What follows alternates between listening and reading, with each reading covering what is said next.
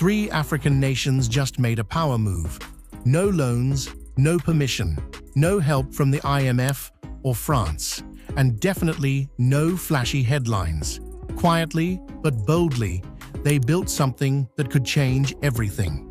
So what exactly happened? And why is the West so eerily silent about it? Here's the story.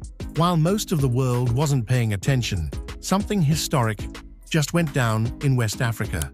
On the surface, it looked like a simple partnership, a regional project among three landlocked nations.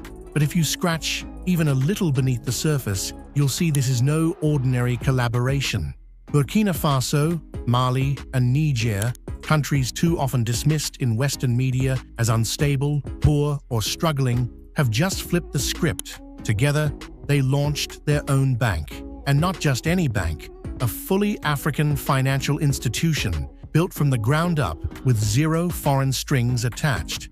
It's called the Confederal Bank for Investment and Development, a name that might sound like just another government agency, but make no mistake, this is more than a bank. It's a financial rebellion, a direct challenge to the old systems that have kept African nations dependent for generations. This bank's mission? To fund African futures without asking the West for a dime or for permission. They didn't start small either. The bank opened its doors with a massive 500 billion CFA francs in capital. That's around $820 to $833 million. That's serious money. And here's the kicker. This came without Western loans, without the World Bank, and without begging anyone. These nations were once told they couldn't fund their own roads, schools, or industries without outside help.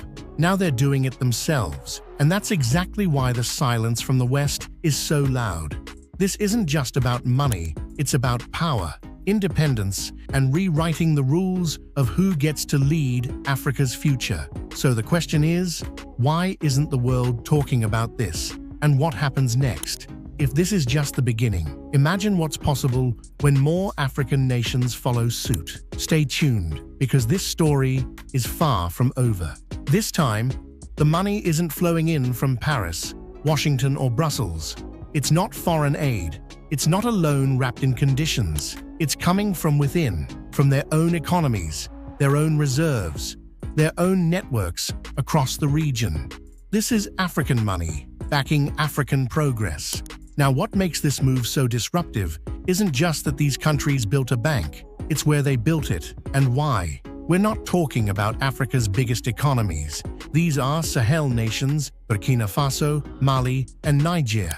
Countries that have been through coups, cut off from the global financial system, and slapped with sanctions. The world didn't expect much from them. In fact, most experts thought they were too unstable to pull off anything major. But while the world looked the other way, these countries did something bold. They didn't take to international stages or call for reform in Geneva or New York. They just got to work, quietly, intentionally, relentlessly. No press blitz, no red carpet, no foreign investors sipping champagne at a ribbon cutting. Because this wasn't about appearances. It was about sovereignty, about control, about finally saying, "We've got this, and we don't need your permission." And they didn't just say it, they proved it with the launch of the Confederal Bank for Investment and Development. This bank isn't just some bureaucratic institution, it's a declaration, a final piece in a much bigger plan. Think about it, these countries used to be firmly locked into the French-backed CFA currency. They were wrapped up in organizations like ECOWAS and the West African Economic and Monetary Union. But since 2023, that's all changed. They've walked away from ECOWAS. They've pushed out foreign troops. They've started forming new alliances. So when they say they've built a bank, it's not just a bank. It's a message. We're done playing by your rules, and we're not coming back. And here's the part that should have the world paying attention. Not in fear, but in reflection. If these so-called fragile nations can build this kind of independence under pressure, imagine what the rest of Africa could do next. This isn't the end of a chapter, it's the beginning of something much bigger. This wasn't just a reaction to being shut out, it was a power move. After getting slapped with sanctions, cut off politically, and squeezed economically, these countries didn't whine, panic, or beg for a seat back at the table. They built their own table. No angry press conferences, no diplomatic tantrums, just action, bold, deliberate, and strategic. They didn't fire back with threats, they answered with progress. And to really get the weight of what they've done, you've got to understand what this bank is replacing. For decades, development in this region came with strings. The World Bank, the African Development Bank, donor-funded projects run by NGOs and foreign contractors. And behind every dollar, there was always a catch. Control, oversight, conditions. Need funding? Then rewrite your policies. Need a loan? Then let outsiders call the shots. That's been the deal for years. But now, the Confederal Bank changes everything. This isn't a vanity project. It's not for show. It's a serious institution with real capital and a clear mission to fund African development for African people on African terms: infrastructure, farming, industry. The kind of projects global institutions are always too slow to back or too busy politicizing. Now, there's no need to pitch your dream to a foreign economist who's never set foot in a Sahel village. No more chasing benchmarks made in Western boardrooms. No more asking permission. The only goal: that the project serves the region, not foreign investors, not NGOs, not consultants. And here's the kicker: the West has barely said a word about it. No headlines, no breaking news, no panel of experts analyzing what it all means. Silence. Because talking about this bank would mean admitting something that shakes the entire foundation of the old system: that Africa doesn't need to be saved. It just needed space to build. And now that space has been claimed. This isn't just money, it's momentum, and it's only getting started. The fact that 3 countries led by military governments, often dismissed or written off, could come together, cooperate, and actually lead, that alone flips the script. And that's exactly how the Confederal Bank entered the picture. Not with fireworks or headlines, but with quiet defiance. It's not flashy, it's not chasing the spotlight, but it's solid, it's strategic. And that's exactly how the Confederal Bank. Now, the real question: why take this step now? Quick pause. If you're enjoying this, like, share, and subscribe for more content on Black culture, history, and global identity. All right, let's keep going. To really understand why Burkina Faso, Mali, and Niger built their own bank, you've got to look past the numbers and into the frustration behind it. This didn't come from ambition. It came from being worn out. Decades of waiting, of bending over backward, of doing everything the so-called development partners asked. And for what? Eventually, something broke. Not in anger, but in clarity. These countries didn't suddenly decide to build a bank out of the blue. They came to a realization that so many others are afraid to say out loud: the system is rigged. And it always has been. For years, the people of the Sahel were told their only hope lay outside their borders. New governments were expected to line up and prove their loyalty, not to their people, but to foreign lenders, reform packages, and diplomatic handshakes tied to strings of aid. It became a cycle, a humiliating, exhausting ritual. Leaders changed, but the rules, they never did. Obey, borrow, call it assistance. And what did they get? Airports that never opened, roads that led to nowhere, projects that started with ribbon cuttings and ended in dust. No results, no progress, just delays, debt, and broken promises. And that's why this bank matters, because this time they're not asking, they're building. The illusion of progress might have worked for headlines, but it never delivered for the people living it. Here's the truth most Western governments and global banks won't say out loud. Foreign aid was never meant to solve the problem. It was designed to keep countries hooked, not helped. In exchange for loans, African nations were told to surrender control over their own policies. In exchange for support, they gave away contracts to foreign companies. And in the name of partnership, they watched their sovereignty shrink. Every time they asked for real investment in farming, in local industry, they were told, "Not yet, too risky, let the market decide." But when global corporations wanted access to gold, cotton, uranium, suddenly the money showed up. The doors flew open. That's not poor planning. That's a rigged system doing exactly what it was built to do. And these nations, they're done with it. That's why building their own bank wasn't just a strategic move. It was a deeply personal one.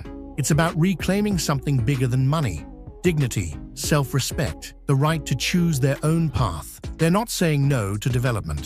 They're saying no to the kind of development that keeps them dependent. But there's more happening here than economics. When Burkina Faso, Mali, and Niger joined forces to create the Alliance of Sahel States, AES, in 2023, a lot of the world brushed it off, said it was a desperate move by isolated nations. But that's not what it was. It wasn't born from panic. It was born from alignment, political, cultural, and ideological. These leaders, Traoré, Goïta, and Tiani, they're not just presidents or military men. They're reshaping the story Africa tells about itself. They're not letting that story be filtered through Western think tanks or donor-funded media. They're saying, we're not waiting anymore. We're not asking anymore. Their revolutions aren't just about power, they're about mindset. They're telling their people, this era of always looking to the outside for answers. Their revolutions aren't just about power, they're about mindset. They're telling their people, this era of always looking to the outside for answers, that's over. And that new bank they built, it's not just a place to move money around. It's a counter-narrative machine, a declaration that being developed doesn't have to mean being dependent. This is about flipping the script and writing a future on Africa's terms. These leaders aren't out here trying to impress Wall Street or chase approval from ratings agencies. They're not tweaking their GDP numbers just to earn some pat on the back from foreign investors. They're building something that actually works for their people. But let's be clear, this shift didn't happen in a vacuum. There was a breaking point when France pulled its troops, when sanctions rolled in like punishment, when international aid was suddenly paused because these nations stopped playing by Western rules. That's when the truth hit. Friendship with the West, it was never real. It was conditional, always tied to obedience. And when they stopped obeying, the support vanished overnight. That's when a powerful question surfaced, one that changed everything.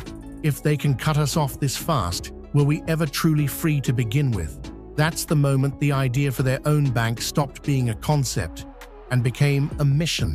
This wasn't just another policy. It wasn't an experiment. It was a line in the sand. And unlike so many post-independence dreams that faded into broken promises, this one stuck because it wasn't born from idealism. It came from experience, from memory. Memory of how their resources were drained, how their currencies were manipulated, how their futures were auctioned off behind polished smiles and expert presentations. They're not being paranoid, they're just not forgetting. So yeah, they built a bank, but what they really built was a wall between their future and the people who used to control it. And now, looking from the outside, that wall looks dangerous because it is not to peace or progress, but to the global system that kept them dependent. That bank, it's a threat to business as usual, to the idea that African nations should ask permission before they dream. They built it because they're done dreaming under someone else's ceiling. But now, the big question: what will this bank actually do? Let's break it down. This isn't about ego. It's not some giant vanity project to flex revolutionary pride. It's a blueprint for a different kind of future. The Confederal Bank for Investment and Development wasn't built for applause. It's not about headlines, foreign praise, or flashy launches. It's here for one thing: to get things done, to move money, materials, machines, and minds. For years, the West talked a big game about infrastructure in Africa. They made promises, held conferences, launched studies. But the truth, the roads connecting these three countries are still nothing more than dusty tracks and craters. The World Bank announced massive railway investments, and the only thing that moved was a pile of paperwork and consultants cashing checks. Now that era's over, the Confederal Bank isn't playing that game. It's rolling up its sleeves and doing what no one else would, rewiring the region from the ground up. Its first mission? Laying down real rail lines, connecting Nigeria's uranium fields, Mali's factories, and Burkina Faso's logistics hubs. But here's the twist. This isn't about exports, not about feeding foreign factories or filling cargo ships bound for Europe. This is about connecting Africans to each other. No more sending raw materials straight to the West, only to buy back the finished goods at 10 times the price. No more playing middleman in a rigged global economy. This bank is flipping the script. Imagine this: farmers linked to local food processors, miners connected to regional refineries, goods produced, packaged, and sold within the continent, not extracted and shipped off. That's not just logistics, that's liberation. And make no mistake, this revolution isn't running on steel alone. The next front line? Energy. In a region worn down by constant blackouts and fuel prices that spike with every global crisis, the Confederal Bank is rewriting the playbook. Forget being dependent on imported gas or unreliable grids. This is about building something different, something homegrown. We're talking decentralized, renewable, locally managed energy networks built by the people, for the people. The vision? Massive investment in solar power, especially in areas where the sun shines the brightest and the electricity shortages hit the hardest. But these aren't the typical top-down mega projects built by foreign contractors under IMF contracts. These are community-powered microgrids, small, smart, resilient. And when the power stays on, everything changes. Schools can actually stay open. Clinics can refrigerate vaccines. Local shops can ditch diesel and thrive on clean, stable energy. That's real development. No ribbon cutting, just results. But it doesn't stop at energy. The next big move is food. The Confederal Bank is gearing up for a major push in agriculture, not by handing over land to foreign agribusiness giants, but by investing in local farmers, village cooperatives, and regional food hubs. And the mission? Simple, radical, powerful: grow what you eat. Eat what you grow. For too long, these countries have depended on imported rice, wheat, and processed foods, even though their own soil could feed them 10 times over. Why? Because the global aid system undermined local agriculture. Imports were cheaper, not because they were better, but because they were subsidized. Meanwhile, African farmers were left battling drought with machetes and no support. That ends now. The Confederal Bank is flipping that script, investing in tractors, irrigation systems, storage, processing, the full supply chain, so that farmers no longer have to sell fresh tomatoes for pennies and buy canned tomato paste shipped in from Europe. This isn't charity, it's power, it's agricultural sovereignty. And it's being built one crop, one tool, one village at a time. And now, even the skies are getting a reset. That's right, even airspace in West Africa has felt the grip of colonial leftovers. For decades, if you wanted to fly from one African country to another, you'd often have to detour through Europe. Let that sink in. 2 neighbors in Africa, but your flight stops in Paris. It's expensive, slow, and honestly, insulting. But that's changing. Right now, the Confederal Bank is helping launch something that should have existed a long time ago: a regional airline. Flights that connect Bamako, Niamey, Ouagadougou directly. No layovers in Europe. No visa gymnastics. No price gouging from legacy carriers. The goal? To open up a clean air corridor that supports regional trade, student exchanges, tourism, and business within West Africa. Because, let's be real, No foreign investor ever cared enough to make this happen. But for the people who live there, this kind of connection is essential. And it doesn't stop at airports. Integration isn't just about travel, it's about trust. And money, historically, has never trusted African borders. That's why this bank is building its own digital payment system, a platform that lets people and businesses send, receive, and move money across borders without needing euros, dollars, or approval from Paris. No more high fees, just to transfer funds from Mali to Niger. No more dependence on France's CFA currency system. This is economic freedom on tap. And don't get it twisted. This isn't being run by dreamers. These are calculated moves by serious minds. Every dollar lent, every project greenlit, every partnership built, it'll be based on long-term strategy, risk management, and national interest.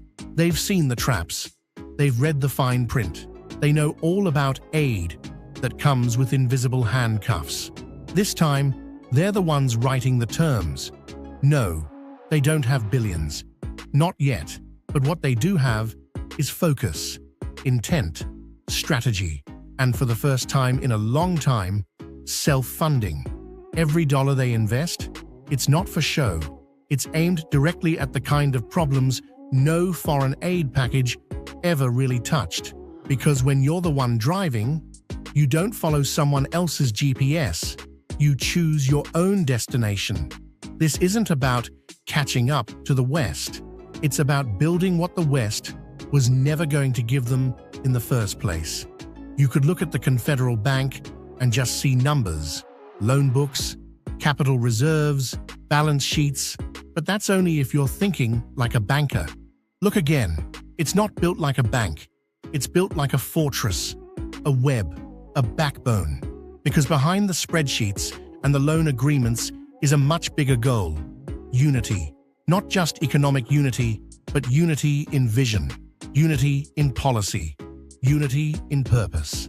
This isn't just about funding development. It's about making sure three nations are locked into a shared future, one that outsiders can't slice apart ever again. For decades, Africa's story has been one of disconnection, not by accident, but by design. Borders drawn to divide, languages imposed to separate, currencies created to control. Even time zones were mapped out to confuse. And the result? Countries that share rivers don't share railways. Nations that speak the same language do business in foreign ones.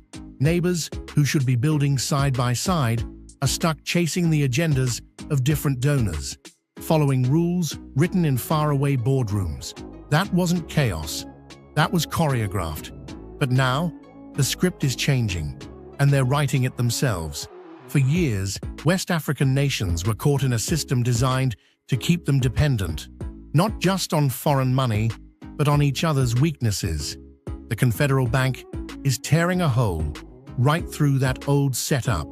Instead of relying on empty treaties or endless meetings, Burkina Faso, Mali, and Niger are locking their futures together with real investments, not just promises. They're connecting through fiber optic cables, joint business ventures, and sovereign digital networks. This bank doesn't just hand out loans to individual countries, it lends to a bloc. And that's huge, because once you line up your development plans, your power grids, your transportation, and your food systems, you stop being three fragile states. You become one unified force. That's the heart of the Alliance of Sahel States, the AES. And the Confederal Bank is the financial engine making it happen. It's what turns bold talk into highways, vision into railroads, and unity from an idea into real daily trade between communities that once barely knew each other. If you want to grasp how big this moment is, forget the bank for a second. Look at what it's replacing. For years, regional integration meant ECOWAS, the West African bloc on paper that looked solid but was stuck in place. In reality, it was dominated by bigger economies like Nigeria, tied to Western agendas and built around a colonial currency still pegged to the euro. Smaller countries spent years begging ECOWAS for some breathing room and got buried in red tape instead. But when the Sahel's military government started making moves the West didn't like, kicking out foreign troops, rejecting bad deals, calling out double standards, ECOWAS didn't act like a family. It acted like a strict cop. Suspensions, sanctions, closed borders, isolation. So when the Sahel nations broke away and formed the AES, they weren't turning their backs on unity. They were rewriting the whole playbook. They're not rejecting integration. They're building it on their own terms. Now, with the Confederal Bank at its center, the alliance of Sahel states isn't just a political handshake, it's a fully operating machine. A machine with a budget, a plan for currency, and a set of shared economic rules already in the works. They're hammering out customs deals, building joint purchasing programs, laying the groundwork for a common market for vital goods and services. And it's all powered, coordinated, and managed through this bank. But here's where it gets even more game-changing. Unity isn't just a tactic, it's a shield. On their own, these countries were easy targets, vulnerable to coups, sanctions, and economic attacks. Together, they're a lot tougher to push around, a lot harder to isolate. No more weak links to exploit. No more one country's crisis dragging down the others. When Burkina Faso got cut off from aid, Mali stepped up. When Niger faced sanctions, its AES partners opened new trade routes. And now, with their own regional bank, they don't have to explain themselves to hostile lenders anymore. They don't have to bend their economies every time a Western agency changes its rules on governance. They've created a closed loop, not a secret one, but one built on self-rule. And that bank? It's the gateway. If you want in on the opportunities, the funding, the markets inside this block, you play by AES's rules. Not Washington's, not Paris's, not Brussels's. It's a complete flip, a reversal of who's in charge. For the first time ever, African countries are setting the rules, and it's up to others to decide if they want in on their terms. This isn't just a shift in policy. It's a whole new attitude. That's what makes the Confederal Bank more than just a financial institution. It's a political game changer, a powerful new tool for Africa, not to react to the world, but to shape it, to create their own reality instead of just responding to someone else's. And it's already raising big questions far beyond the Sahel. What if Guinea wants to join the AES? What if Chad starts tapping into the Confederal Bank? What happens when the African Union watches this small alliance pull off what it hasn't been able to do for decades? This is no longer a local experiment. It's a model for the entire continent. And it's working. So, what do you think? Can anyone stop African nations from claiming real independence now? Drop your thoughts in the comments. Still believe the old story that Africa needs help? Want more videos like this? Hit subscribe and ring the bell so you don't miss out. Get converted eventually. Oh. Because no you see, man that you try to, you try convert me. But no man challenge Zion. With Zion, me know why I'm not Zion. Eh? Well, you Jerusalem belong to us, you know. And you can only be a Christ to go back there. Me know why I'm not Zion. You want to go to Jerusalem? Me say, for what? Me go Jerusalem already. You see the people who are Jerusalem now, they don't really belong there, you know. Me never see the people them They are there. just a part of Wait that. there. They are just a part of that prophecy. Which Me never see the people them at Jerusalem belong there. Me say, me go to Jerusalem already. Yeah. Jerusalem is a geographical place in Israel. I've been there already. Yes. I'm not talking about the people them who occupy it. But Jerusalem belongs to Christ. Which Christ? To come in the sky. Here what? Go tell the Palestinians them that blumbat. What we really want to find out, when you hear say, Haile Selassie is real, you know, exactly what you mean. Like you. Eh? Like you. Real. Like you. If Well- you real like how me know say you exist now. Yes. You're talking up on the phone. Yes. That is real. So, You know, could I give me a little more explanation? Because... No, you don't know when somebody says something real. Yes. Real, it's like how you there on the phone now. A living thing then. Me know say you exist, you're real. You say to me, God is an experience. Yes. That means that God is only real to the man who experienced God. You can't tell me that God exists if I don't experience that. So in what way you experience the emperor now? No, I never tell you I experience the emperor. I experience the emperor because I know him real, like oh you there on the phone and all. Yes. It is not a matter of I experience in Haile Selassie. I'm telling you. You ask me about real. What I mean when I say Haile Selassie is real. Yeah. And I say Haile Selassie is real, just like oh you there on the phone now and I know say. It's not a dopey attack to me. But it's a man. But you know, there's a whole lot of illusion to, as far as I'm concerned, that is associated with the whole belief in Haile Selassie. Yes. Then you made us attack them a while ago. You made us attack them a while ago. You know, I was just tackling them a while ago. Yeah. You never hear me? I hear you, okay. But at the same time, I'm wanting to virgin them hear you. But you know what I'm saying? Let me hear me, man, and if you want to them hear me, you hear me and them not hear me. It's a long time you wage a campaign against this whole idea of the Christian belief.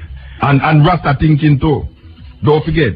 But it's not only Christian belief tackle also some of the beliefs of a Rasta brethren. Say for instance you succeed. You have to give me that credit, man. Now, say for instance you succeed in eliminating them. Yeah? Now, what would you replace them with? Replace what with? The belief in Christianity and a belief in Haile Selassie. Replace? No, I mean, you have to have something to believe in, you know. Yeah, we not say no. Yes. But you believe in that thing until the point where you realize that belief and reality and substantiating reality is more evident than believing in something. That is what belief is, to the point where you don't know. So when you know, belief take a back seat. But sometimes the information that you confirm your belief with, you know, is questionable to you know. All right. I know say there's a man named Haile Selassie. Yes. But I know. Wait now. I know. Yeah. Say Haile Selassie was the emperor of Ethiopia. Yeah. I don't believe that. No. I believe that there was a man named Jesus. Yes. That is what the Christians believe. Yeah. No, I believe said Jesus born of a virgin. And I believe that? Yeah, wait now. I tell you what the Christian them say. Okay. The Christian them believe say this man born of a virgin. The Christian them believe say him walk on water. The Christian them believe 7 feet 5 tons people tree. If them don't know that. No. When you use intelligence, information, and come to conclusion, you realize that it must stay in a belief. You cannot impose that belief as knowledge on a set of people or a group of people. You must make that belief sustain you and yourself. Don't try to impose it on people. And anytime you start to impose belief from people, then you're going to have a problem. Then what is wrong with belief? I never said, oh my gosh, man. I never said nothing wrong with belief. Yeah. Every man believes in something. You know why you were saying that? You know why you made another virgin attack? Yes. But, you know, sometimes, you know... I never said something is wrong with belief. Yeah. Something is wrong with belief when the truth and the reality is facing you and you still hold on and a belief that does not correspond with the truth and the reality. That is what is wrong with belief. Well, the truth is, would you say the emperor was a Christian? Of course. Yes. So, you know, so what happened to that? Well, I don't understand, you know. Here you revere this emperor. And he was a Christian. Yes. So what is wrong with that? Well, what I'm saying, you know, if you really respect Jesus Christ was not Christian. Jesus Christ was not Christian. Yeah, but he never tell anybody to worship him. No, I never said tell nobody that. I have said Jesus Christ was not Christian. Yes. I can understand that. Yeah. But at the same time, the whole idea of Christianity is built up around the word that was uttered from his mouth. But you don't know that. That is why you believe. Well, because you don't know that Jesus said these things when in the Bible. Have you ever studied his words? No. Study whose work? The word in quotations that in the Bible. No, man. The quotation in the Bible was put there by men who believe. Well, there's no... There's no book. Doesn't make a lot of sense. No, there's no book in the Bible that Jesus wrote. Every man who write about Jesus. These words that were written down there. None of the man them who write about Jesus did ever know him, did ever see him yet, or never did even come across him. The faith is the words, the words is still there, because brethren, the words brethren, live. None of the men them who wrote about Jesus did ever see him, did know him. A lot of brethren sing about Emperor Haile Selassie. I've never seen him. But them know him exists, and you have books where him himself write, not where people write about him. But no, listen. You have books by Haile Selassie. You have tape recorder in a Haile Selassie time. You have film in a Haile Selassie time. Yeah. That means a man can stand up in front of Haile Selassie when he make a speech and tape him and come back, come play it. And you know, say this is Haile Selassie words. The words in the Bible that is ascribed to Jesus. Yeah. No one know that there was a man who named Jesus said so what has Emperor Haile Selassie done to deserve this sort of reverence? He don't have to deserve nothing. It's I healing him up. Oh. You don't have to heal him, It's I heal him. I said to you that I know Haile Selassie. I have heard, I have seen Haile Selassie with my own eyes. I have heard him speak. I know that there's a man named Haile Selassie. You don't know that there was a man named Jesus. You believe that. And the words in the Bible that is ascribed to Jesus Christ. So you don't know. Are you saying that Haile Selassie himself was misled into believing into these words? Because he was inspired a great deal by the Bible. But the Bible is inspiring. The Bible inspires a whole generation and generation. I don't have no problem with that. Yes. The Quran inspired a whole of people. The Bag of Vita inspired a whole of people. I think your problem don't know, Muta, as far as Christianity is concerned. I don't have no problem. What a problem is what my problem is? Yeah. My problem is when you have a belief and a faith, and you try to put it on me and say, this is how it goes historically. That is my problem. No, you see, the European Ethiopia was the first Christian nation, do you know?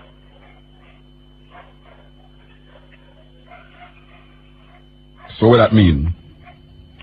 What that mean? Ethiopia. So what that mean? I'm saying that if there was no value to Christianity, there was no moral or spiritual value. I never said there's no value to it. Yeah. There must be a value to it for 1 billion people accept it. Yes. I never said there's a value. I mean, you actually find it reprehensible? Yes, because it's enslaving black people for 500 years. In what way? It's not what way you don't see it. Us, because the religion is that we have been feeded on, is really our history, Which history? Huh? Which history? The whole idea of this written word coming down from one generation, from one century, from one thousand. Huh? I know my history that.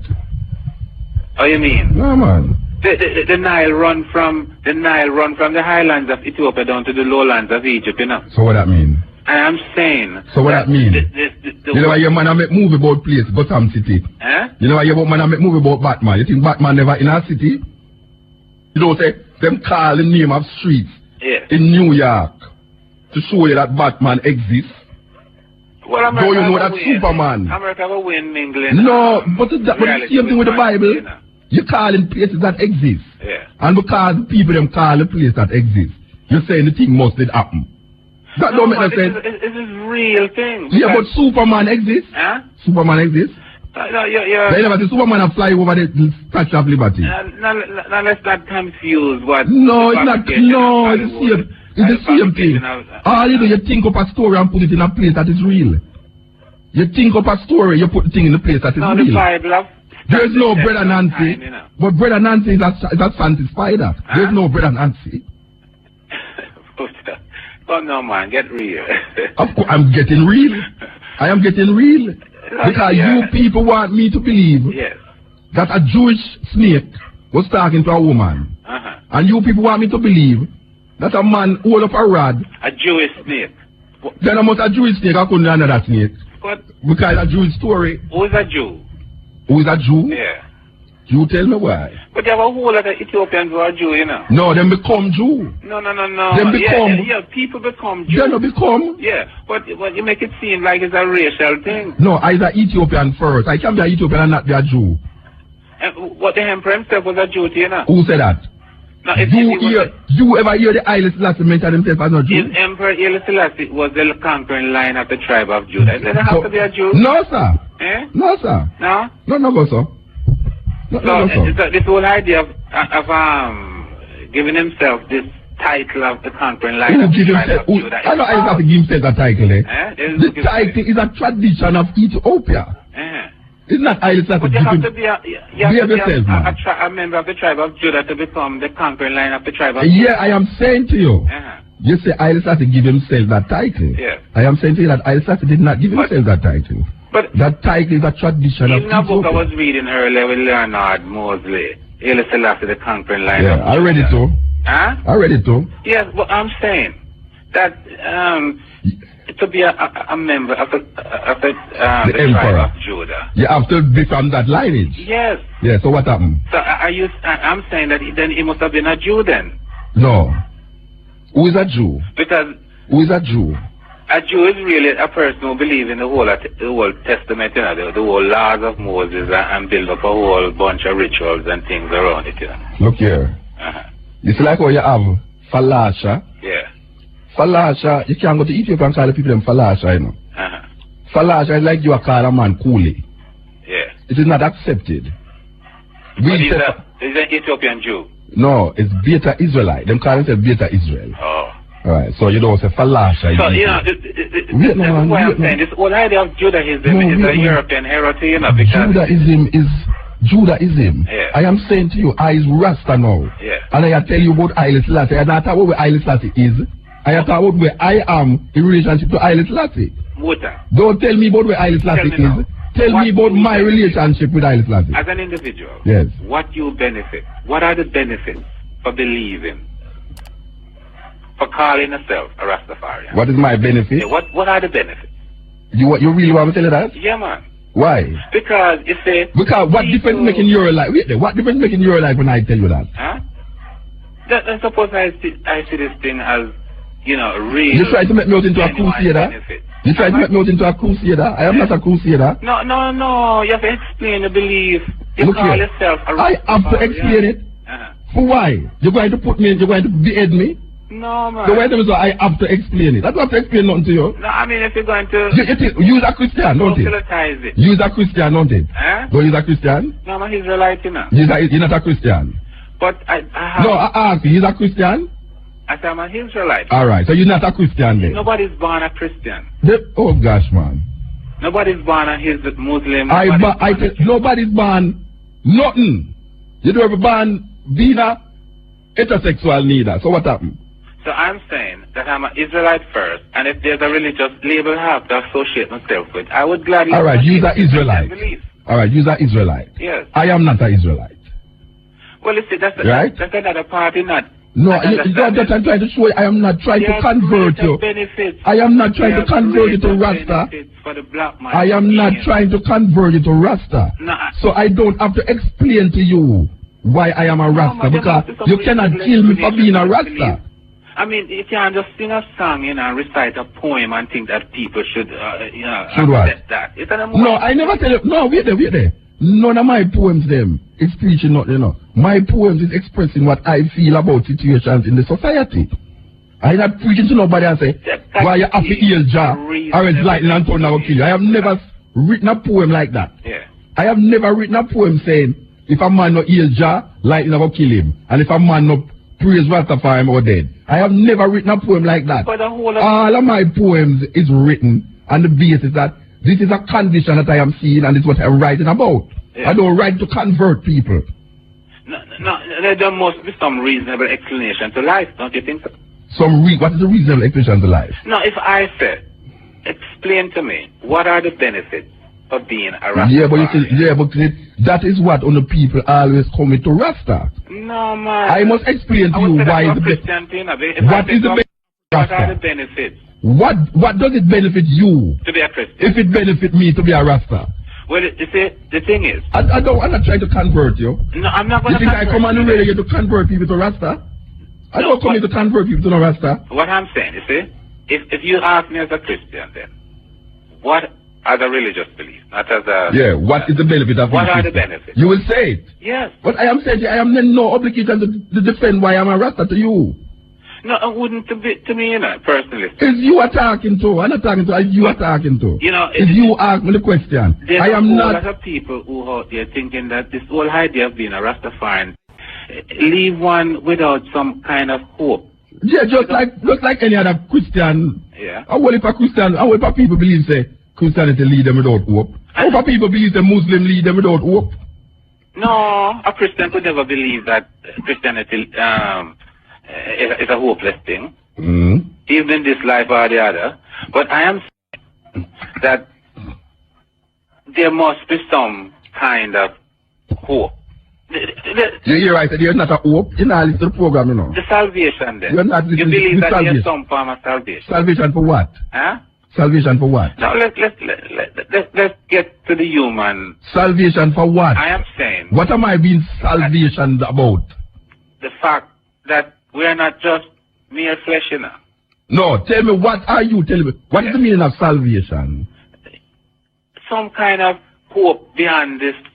But I am hopeful in many things. But what are you calling about salvation? What do you mean when you say salvation? I am saying... Some kind of hope beyond what? Why you keep for 1 about 2 years now you're coming to me with this thing? Why are you trying to convert me? No, I'm not trying to convert you. I'm not trying to convert you, know. You to you is an Israelite? Just keep on being an Israelite. I tell you guys a Rasta. I am saying if I don't have to explain. You don't have to explain to me why he's an Israelite, you know. As an I never explained. I never asked you. Yeah. You see, from the time you are telling me say you're Israelite. Yeah. I never asked you to explain what benefits it, you know. You don't have no obligation to me to explain why he's an Israelite. But Muta, you have taken up on your head, you know. To what? To wage a relentless campaign. Yeah, because I have seen what the Christian faith is doing to the minds of the people. But what is your faith doing to your mind? My mind? Yeah. You don't see.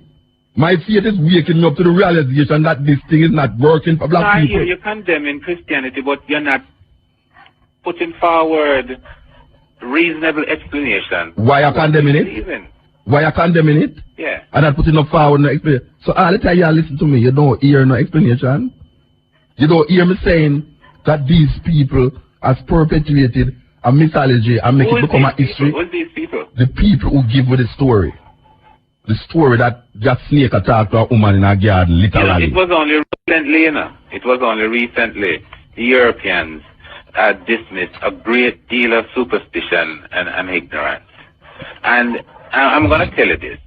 When Christianity was introduced into Europe, they associated with a whole lot of their pagan ways and paganism and all superstitious ways. And they associated in order to find Christianity acceptable. The Europeans associate their own little idiosyncrasies to Christianity. Yeah, like a man, like a woman not having sex and having a child. Yeah, those are myths that are associated with a particular group of people. What you must know, you must go and tell the Christians that these things are mythology. No. Christianity itself is not a mythology. No, listen to me. It is based on facts. What is the fact that a woman is never have? What is the fact that a man born? The man who spoke or died 2,000 years ago. He never come to sex? It's irrelevant. It doesn't matter how it came. It doesn't matter to me. But it's not matter to you. I find much comfort in words. It don't matter to you, you know. Yeah. But it matter to a million of people because if them did ever tell the people them say, Mary was a normal woman, I have sex. Yeah. The glorification of Jesus Christ would diminish. It would diminish. Because the basis of Christian belief is that this man came of a virgin, died on a cross and raised from the dead. That is the basis of Christian belief. And if you start to tell the people them that this man did come normal and dead and never raised from the dead, then your faith who based Christianity on that type of belief? Every Christian that I talk to. Did Christ himself base his religion? Is Christ Yeah. Listen to me. Yeah. Every Christian that I have spoken to in my life Uh-huh. believe that Jesus Christ, born from a woman who never have sex, dead on a cross, and raised from the dead, and gone to heaven. Every Christian that I talk to No, believes that. you talk to church attendance. No, I say. No, you're talking to church. So you don't know no Christian believe that? Huh? You don't know no Christian who believe that? I know a lot of church attendants who believe No, I in say, positive. And you they don't know no forward Christian. their own Listen to me now, man. Let me ask you. religion. You don't know no Christian who believe that? Huh? You don't know no Christian who believe that? I've never known a Christian that believe. You don't know no Christian who believe that Jesus Christ, born of a I know virgin, Seventh-day Adventists. dead on the cross, and raised from the dead. I know Pentecostals, and I know Roman Catholics and Protestants. I know a whole lot of those type of people. And them are no Christian. Well, you know, You're a pious brother, you. eh? You're pious man. No, You're self-righteous. In what way? Because here's you now. Yeah. I am telling you that I know a whole heap of Christian. Now, you know a lot of church attendants. So them is not Christian then. You go on in the title of Christian. So people who believe this is not Christian. People who believe who are a Christian are those that believe in Christ Himself. Yeah, I am saying. Yeah. That is People- church dogma. You hear what I'm asking? Yeah. People who believe that Jesus Christ was born of a virgin, died on a cross, and raised from the dead Uh-huh. physically. These people are not Christians. No. All right. No. All right. Because Next subject. I would say the emperor Next is a subject, Christian. man. You know, so the emperor is a Christian. Next subject. Next subject. Well, Can you ask me, or you come double up a question where you may answer Yeah. way down the line already? You asked me already about the emperor and I'm tell you yes. Yeah. So you ask me it again. No, I'm not saying Me that say, the next type of subject. Christian that I am is Next is the type subject. that the emperor was. Next subject. Next Anyway, subject. Because he's pious and he's self-righteous. Why? Because you is telling me that these people believe that it's not Christian. But you're defending them now and earlier before. I'm you not defending them. I said that is what. And telling them how. I'm not defending they them. are to Hey, oh, the man people, go like to the man now, no sense, or to Rasta. some belief. I am trying to And show in you what the light of your Christians truth believe. and revelation, they're still hanging on to it. And, you know, what I'm saying, your perception of the truth does not necessarily correspond with what is morally and spiritually truthful, you know. But I wasn't trying to identify my moralistic ways with yours or other people one. Well, you know. I know you cook food, I'm not trying to impose it on you. Well, you know, I mean, it regardless I don't have on no shoes, I'm not trying to tell you must wear shoes. But, you know, I mean, every man have a right to live his own life. Yeah, but that me I try to show you, brethren. But, So why you try impose Jesus from me for? Muta, Why you try whenever impose take Jesus up from the me for? subject of Christianity, and whenever you start waging a war against it, You didn't hear people Mr. value Spang? these things, you know. You didn't hear Spang? You didn't hear the Bishop Spang?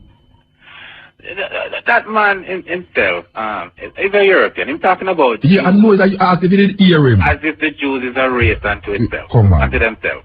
You come like an artist, don't ask you. Yeah, I Did- heard him. You heard him. But that doesn't mean anything. You don't He's a call him. European. He's not a Christian to you. Huh? He's not a Christian. In his own way, I suppose he have what is there, like a I don't believe there was a virgin birth. mingling Christianity with errors and falsehood. Mm. Not necessarily make it right, you know. Why come? Why not? You have a church? Huh? You have a church? My church, you Yeah. see, Mm. is the word of Christ. Yes. I got him building church, and you know, Who built him church, Panny? Christ himself on that little rock, that little word. Yeah. You know, the Messiah. You own anything? You It has own anything? nothing to do- You own anything? Huh? You own anything? Like what? House, car, telephone, radio. You own anything? There are certain little things that you could associate personal belongings. Okay. But I'm saying that Them say Jesus Christ never owned nothing. As a matter of fact, him say you mustn't even take certain things from people when you go preach the gospel. So, it's because you don't understand I mean, I understand it. the idea of Mhm. him coming 2,000 years ago. Your The whole idea interpretation. was not to own anything. You mean I don't understand your interpretation? No, listen, go back into his word and read it before you condemn Oof a him. word. Yeah? Oof a word. The word, the Bible. The word read ascribed it, to him. man with good understanding. Mm. If the emperor Which part of man work? Which part you work? wisdom, Where you work? I don't really work in them. You don't work? No. Eh? So you worship? You know, you have to worship.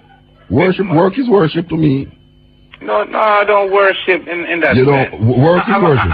As a man. So you know, earn money a week time, month time, yearly. Of course, I have to find somewhere. So what you do? So you know work. So where you get more? You thief people, you rob people then. No, I wouldn't go to that So extreme. you know work and you have money. So where you get money from? You have a big rich family where they that left money with you. I tell you, that blessing come in many ways. Oh, it drop from the sky like manna. I'm telling you, it's almost like that. but yes, I've been provided for, and I try not to Get real, be a man. problem to anybody. Get real, man. No, I've been provided for. Get real. Eh? You have children? 10. You have 10 children. How much woman? Well, it was a result of 2, but 2. but as a result of trying to keep the peace. So how much one have for you? How much the other one have for you? 6 and 4. 6 and 4. And all of them alive? Yeah, all of them. So is them old enough that you do have to work fact, for them? About all of them in school. All of them in school? 10 of them? So you have enough school for your January I come? I'm telling you. So you're well rich. You're a rich man. Rich in spirit. No, me talk about school fee rich. Wisdom. No, wisdom can't pay your school fee. I tell you that I'd use my wisdom. To pay the school fee. To pay the school fee. To get what is necessary. So that means say it's money to pay school fee. Yes. So how you get that money? Through your wisdom. Tell me. Well, it's a long story. No, well tell me short version. Myself about tell me the edited version. 20 odd years ago, I said that if I am to serve God in the way that a man is supposed to serve, you can't serve him on money. Yeah, but I not serve money. I said you have 10 picnic. Yes. And the 10 of them go to school. Yes. So I know say January come. It's not free business I go on at school now. Yes. You have to find book. And it's really a big business. Yeah. So me I say now, as a father of 10 children, yes, how do you acquire money to send your children to school? That's a simple question. Don't make it intellectual, Rasta. It's a simple, rotted question may I ask you. Well, how do you acquire money to send your 10 children to school? Well, I can build a house, you know. You build a house? So you're an architect? Not necessarily. I just have a piece of land and I put up a few rooms and rent them. So you get money from rental of house? Yes. Then that may I ask you, you know, you go get so and so. But you see, sometimes you sound like a man, you know, it does go around bush so. That's simple question I ask you. You love talk too much intellectual thing about Jesus until that's right. No man, you have to secure your soul. You know, secure my soul secure, man. There's nothing I can do outside of what is happening here. And nothing can happen to me outside of what is happening here. But you know, every man's life is limited. Of course. And 150 years from now, none of us who is living now will be here. Yeah, and the fact that we know this is a fact, that immortality is we're all existing under that death. It is for us living beings to try to understand not only life that we live, but the death that we have to face, you know. No, you can't. That is where Christ himself come in. No, man, watch out, man. That is where death comes when no man look, man. Death comes when no man look. So you want to know. True, but you can't. All you can do is prepare for who you're going to live in the life here. True. So when you dead, yes, I don't know what you can do to prepare for that.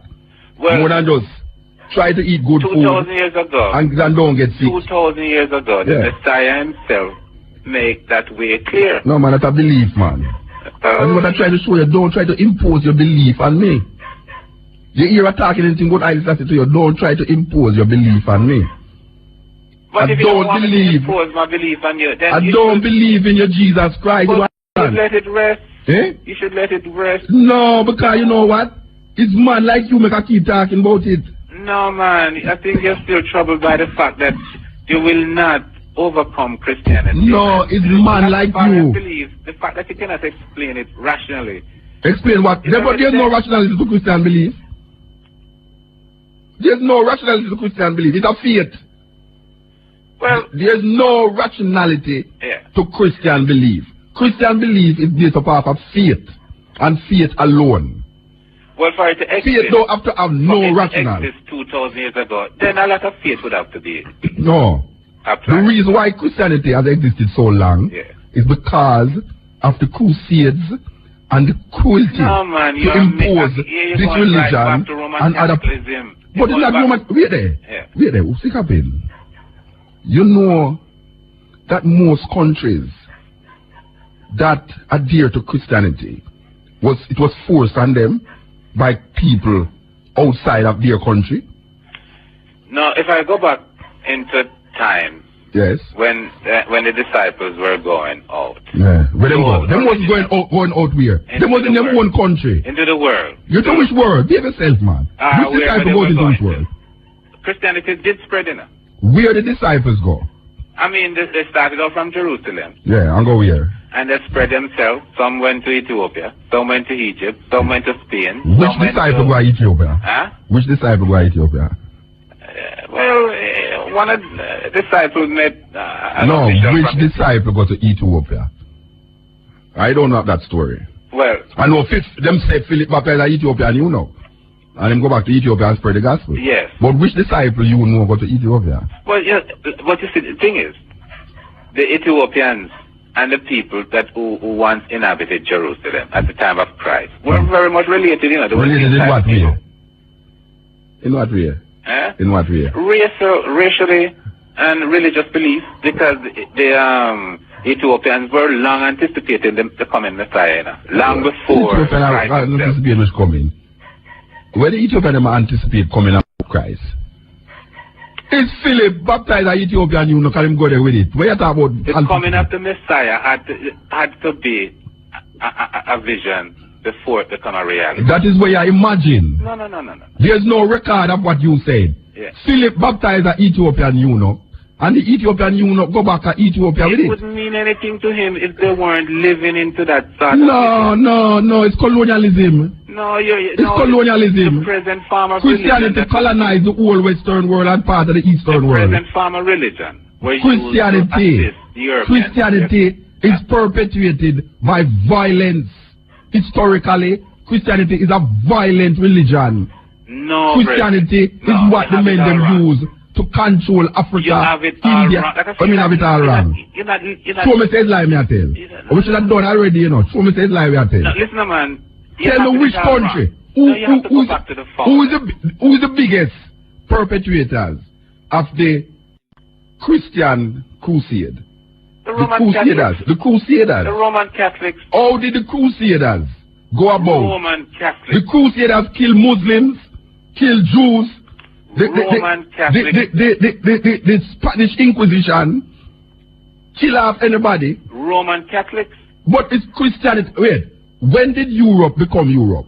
Europe is a new name, you know. It's Christendom, it used the name, you know. Europe used the name Christendom. It's just that they call it Europe. Because the whole of Europe was Christian. So are you saying now Christ himself was a European then? No, Christ. Jesus Christ is a Greek Roman mythology. I have to tell you that. There is no man on earth that they name Jesus Christ. Alright. For argument. No argument, no fake. No there fake. Was an no, we don't have fake and fake.